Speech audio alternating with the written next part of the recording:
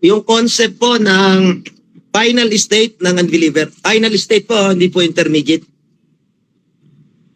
The concept of the final state of unbelievers. Kasi po, ito yung na-request. Pagkamat may mga teachings po na Teka, Doc, sa Doc. Bigyan natin siguro andyan naman si Kuya si Antonio, no? So, 10 minutes po, orasan na lang ni Kuya Antonio, mag-oras din po kami. Sa panig naman po namin, si kapatid na, pwede ba si kapatid na Henry, ikaw na mag-oras? 10 minutes, Kuya Henry.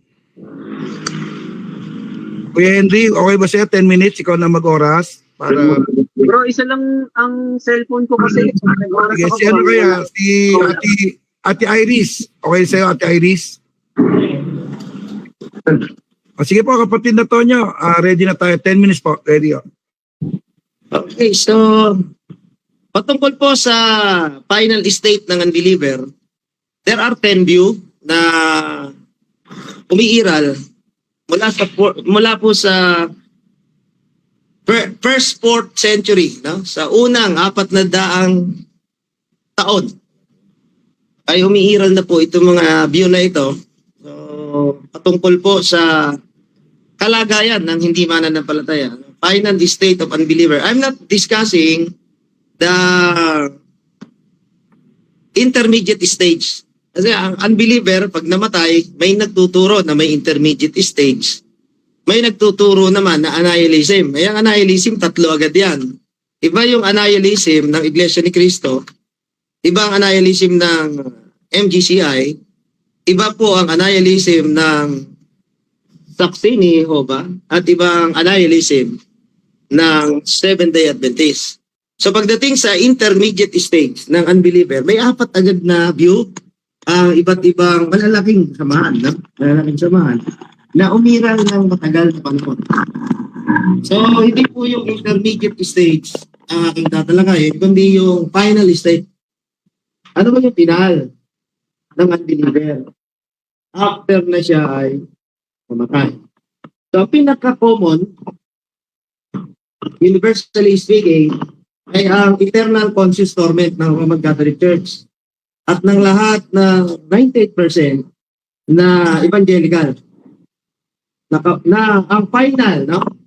Ang final na kalagayan ng unbeliever, dahil hindi nga siya believer, ay una, ito po yung ECT, Eternal Conscious Torment, the view of eternal torment, na even though siya ay nanguha lang ng isang talbos ng kamote, ang kasalanan ay kasalanan, so forever and ever and ever and ever siya na eternal.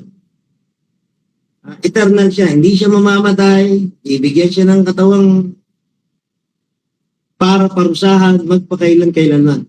Okay? So yun po ang tayo ng 98% na evangelical, kasama na ang Pentecostal, kasama na ang charismatic, kasama na po ang Pentecostalism, at lalong higit ang Roman Catholicism. No? Yun po ang belief. At yan din ang itinuro sa atin ng ating mga naunang pagturo, ang mga ginagalang ng mga manggagawa o pastor o ministro sa panahon ng ating holding states sa pagiging mananampalataya.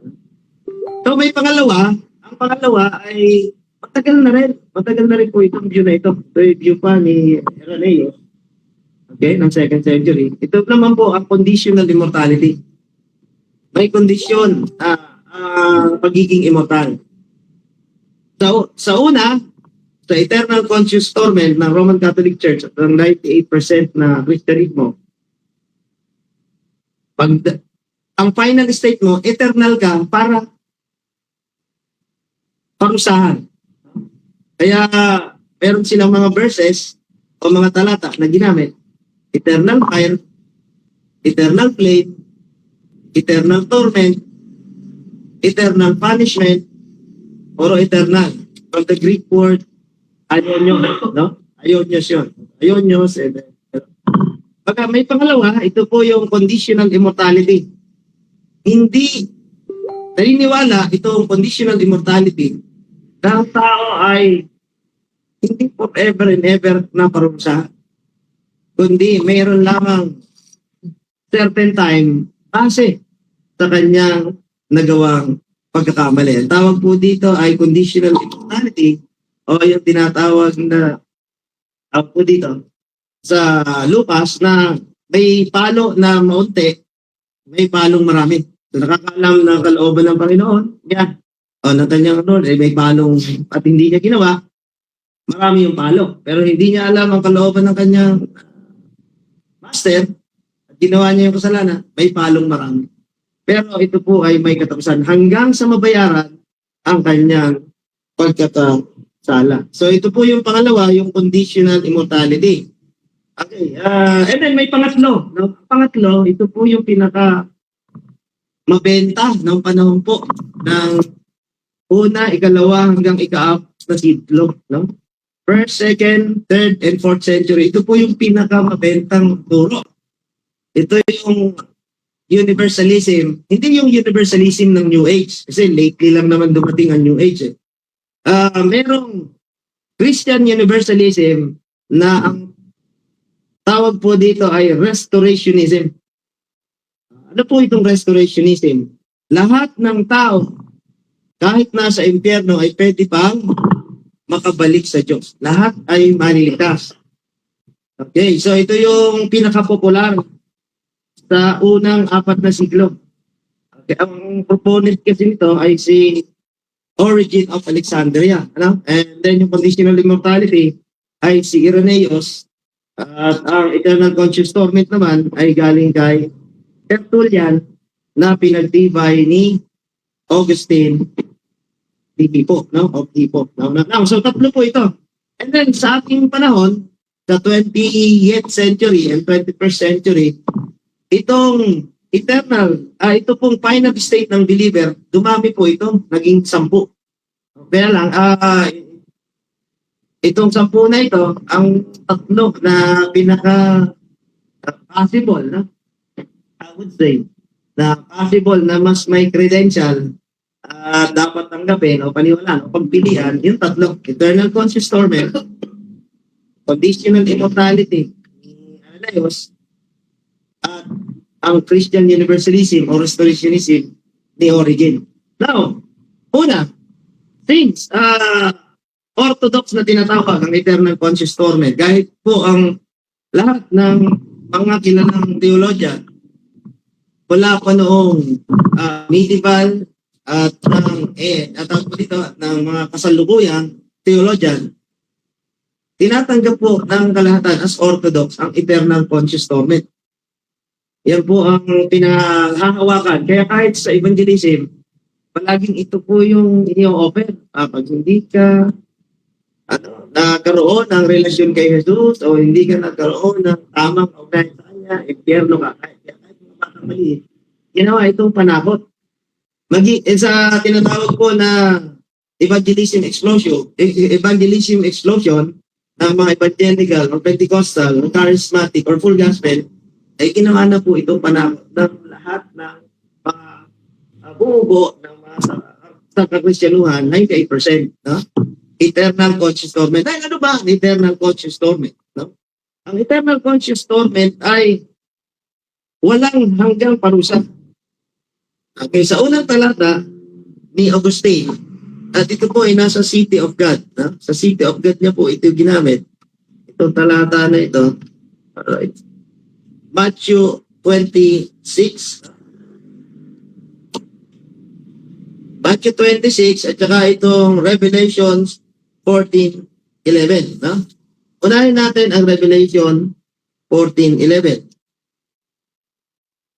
And the smoke of their torment ascend forever and ever, and they have no rest day and night, who worship the beast in his image, whoever received the mark of the beast. So yun daw naka-receive ng mark of the beast, yun daw nag-worship sa beast and his image, ay no rest day and night, at the smoke of their torment ascend forever and ever. Ito po ang nasa libro ni Augustine sa kanyang libro na City of Gods, chapter 7. Pangalawa, ito po tinatawag nilang cardinal verses.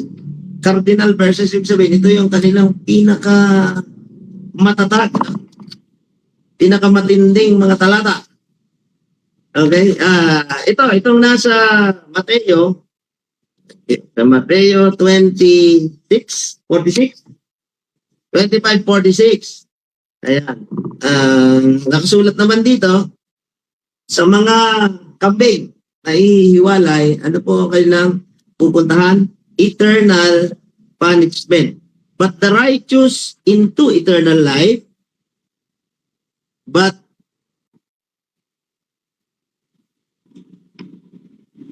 sa righteous, eternal life, sa tupa.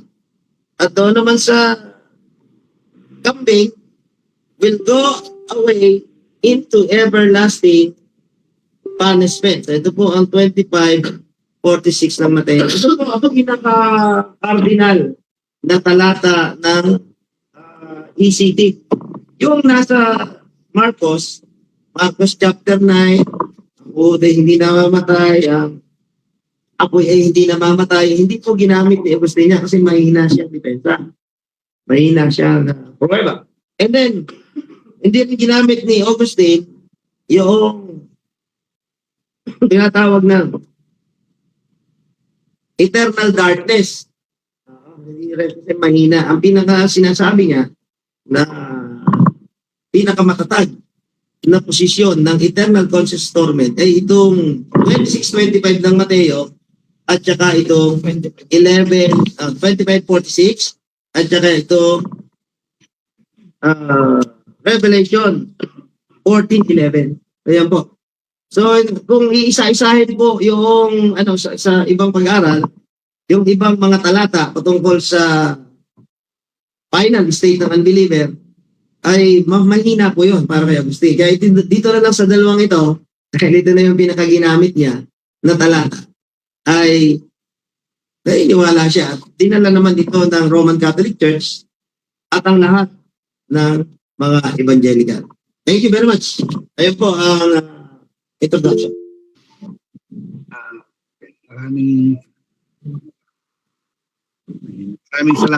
Maraming salamat po. Ang aking una pong katanungan, Doc, ay naniniwala po ba kayo na yung impyerno is a place? Ito po ba isang lugar o hindi po, kapatid na Doc? Is this a place or is just a symbol? Symbol o it is a place? Una, ang sagot po ay ganito, no? Ang word na hell ay isa sa ang tawag dito sa word sa Bible na sinalaula. Hindi, Doc, sorry po, Doc, to interrupt you, sorry, Doc. There is a categorically question po, Doc. Hindi ko po alam kung sinaula nila o hindi. My question to you, Doc, is very categorically, do you believe that the hell is a place or just a symbol? Categorically muna po, ano po sagot niyo, kapatid na Doc? 4 na Greek word ang pinaggamitan ng word na hell. Opo, kayo po, ano po sa niyo? Doon sa 4 ang gusto niyong itanong. Hindi, yung pong word na hell, yung word na hell. Yung hell nga po ay 4 na beses ginamit sa Greek. Alin ho doon ang gusto niyong itanong? Yung pong sinabi na yung Mateo 26:41 na doon itatapon yung mga mga taong masama. Is this a place or just a symbol po? Ulitin ko po yung tanong. Ang ibaliwanag. Si King James ay gumamit ng word na hell 83 times. Alin doon ang gusto niyong itanong, sagutin? Yung 26:41 po ng Mateo po. Yung Mateo 25:41 po. Yung tinutukoy dito na itatapon sa walang hanggang apoy. Nasaan po ang hell dyan? Ano yan nga po?